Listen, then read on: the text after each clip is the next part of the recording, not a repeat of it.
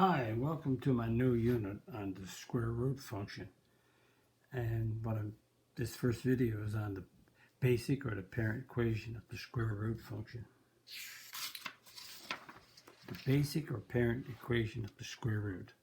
The equation is y equals root x, or we could have f of x equals root x, either or, but most people like y equals root x. And notice we have a square root, so one of the restrictions is underneath the square root, we cannot do the square root of a negative number. So the square root of x starts at 0.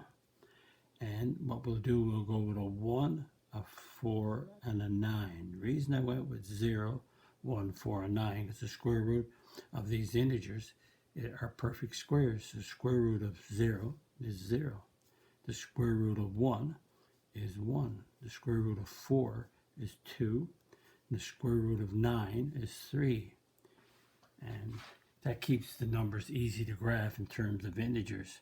Now I could do a 2, square root of 2, square root of 3, square root of 5, but they'd be irrational numbers and they'd be decimals.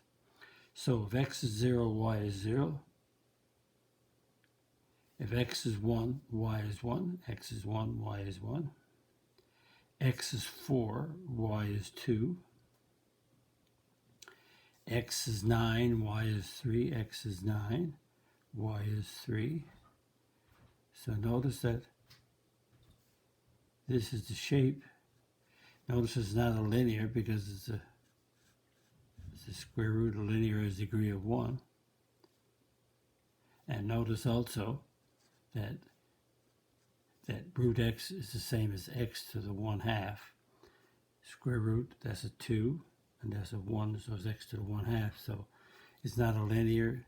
Notice how it's working.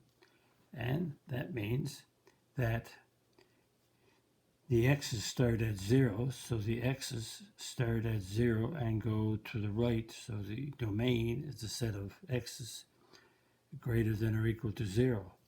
And notice that the range values are the y values, so they start at 0 and go up. So the range is y is greater than or equal to 0.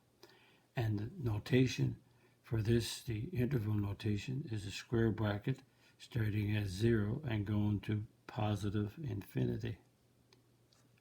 And the y values are starting at 0 and going to positive infinity.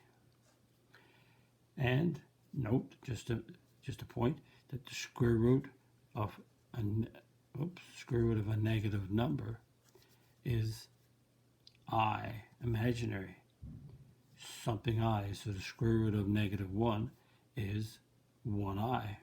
The square root of a negative 4, square root of 4 is 2, so it's a 2i. We discussed the imaginary numbers in the previous unit before this. So note that in the square root function, the domain starts at 0 and is to the right. The y values start at 0 and go up. So the domain is x is greater than or equal to 0. The range is y is greater than or equal to 0. Very important to keep that in mind when we move on to the next series of videos. And if you like the video on the square root function, then click the like button, subscribe button, notification bell. Visit my math website, www.mathfullyexplained.com, to find more information about me, my videos, and the content that's on my YouTube channel called Math Fully Explained.